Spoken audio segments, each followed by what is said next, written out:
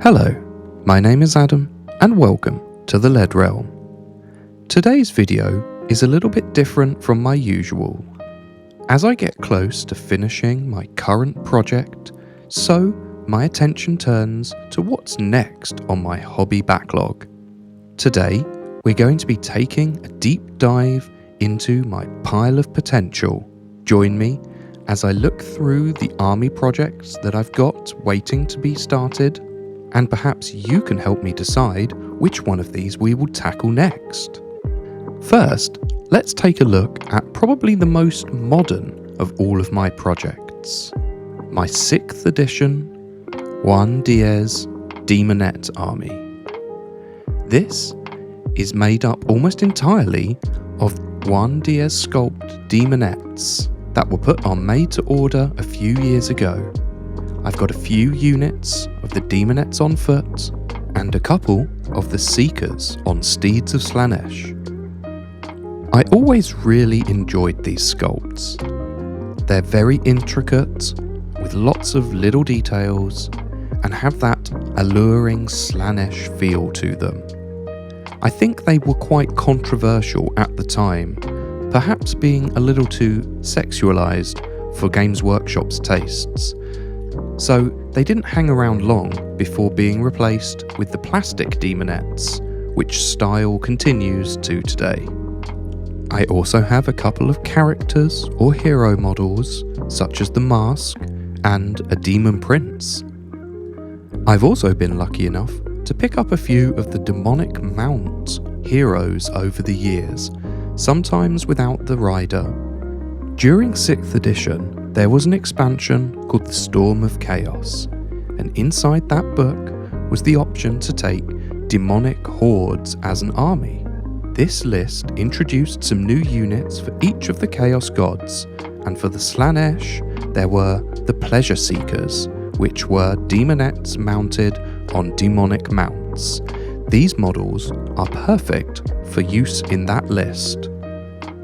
Also in that list were the options to take demonic chariots. So here I have some Tomb King's plastic chariots, along with some extra bits and demonettes and seekers so that I can convert up those units.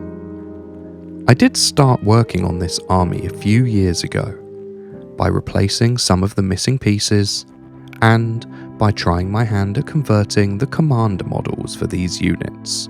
So it wouldn't be too much work to finish this effort and to begin painting this army.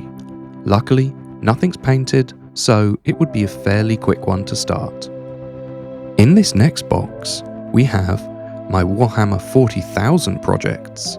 That's right, I don't just play fantasy. I also have a reasonable sized Tyranid army for 2nd edition 40k. Firstly, we have this wonderful Dactylis model, which I believe is an Epicast or perhaps Armorcast model from the 90s. I also have a box of these frustrating to use metal Hormagons. Some of them are painted and some of them are not. I have a small unit of the plastic Gene Stealers, which I believe were from the 2nd edition Space Hulk game, and in this box is a large amount of separated models. We've got some Zonothropes, a Hive Tyrant, some Termagants, a Biovore and some Spore Mines, and a few different bags of warrior units, all with different weapon loadouts. We've also got a large unit of gargoyles, and last but certainly not least, the old Screamer Killer Carnifex. If I were to paint this army, it would add to my existing force and bring it up to probably around 3,000 points. Again, most of this army is already been stripped of paint, so would be quite quick to get started on. In that same box of 40k, we have a Space Marine army. Of course I have a Space Marine army. Like everyone, I think I started 2nd edition with an Ultra Smurfs army. So here are those models. There are a couple of tactical squads, some Terminator squads, bags containing heroes and characters, Devastator squads, more Terminator squads, more tactical marines, a very heavy metal dreadnought, and, of course, a land speeder.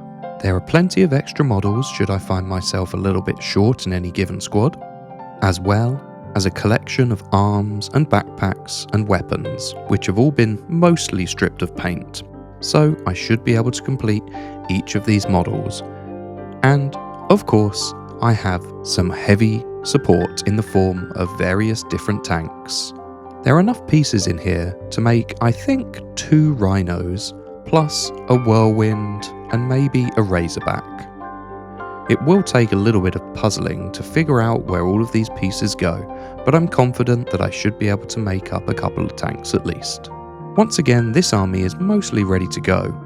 All I need to do is stick the bits together and undercoat. The final box from the pile of potential is one that, if you've been watching my previous videos, you're probably already aware of. This is my recently acquired Lizardman army. I have a large amount of the plastic models that came in the 5th edition starter set. That is, a lot of skinks armed with bows, and a lot of Saurus warriors armed with hand weapons and shields. These all obviously need stripping before they can begin painting. I also have a few of the metal command models for both the skinks and the Sauruses. A few of these might even be some of the character models. I have a couple of stegodons that will need to be broken apart before they can be stripped, but I believe all the pieces are there. I also had in my bits box from a previous project a number of other plastic skinks, so I'm fairly sure I have more than enough for an army, as well as a few other metal characters and command models. So, at least for the basic units, I think I should have enough to start this project, although I might need to pick up a couple of characters and perhaps some of the other unit choices. If I pick this army to go with, it will need a lot of preparation to strip it back to metal and prepare for painting. The last thing to show you is all of the models that are sitting in my cabinet waiting to be painted. These are models that I've already put together and mostly undercoated. If you've seen one of the previous undead army painting videos, you may recognise the rest of this undead army. There are more than enough models here to expand the Revenge of the Doomlord army into about 3,000 or maybe even 4,000 points. There are some models here that I'm very excited to paint, like the zombie dragon. I also have a wood elf army, which I picked up from a friend. Some of the models have already been painted, so I would have to decide whether I want to continue in their scheme or establish my own. But I have many of the classics here, dryads, beastmasters, way watchers, so this might be a fun army to paint as well. Here's where I pass the decision over to you, the viewer.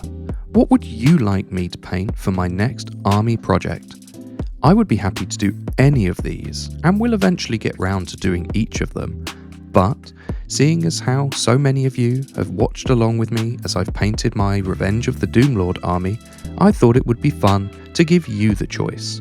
So, if there's something here that you would like to see me paint, please leave a comment under this video, or I'm going to be doing a poll on my community channel, so feel free to leave your message there as well. The choice that gets the most votes within the next 2 weeks will be the one that I begin on and will feature in my next set of hobby vlogs. So, if you've enjoyed watching me paint these last few months, please do vote. I would love to hear your thoughts in the comments. But until the next video, stay old school and long live the lead.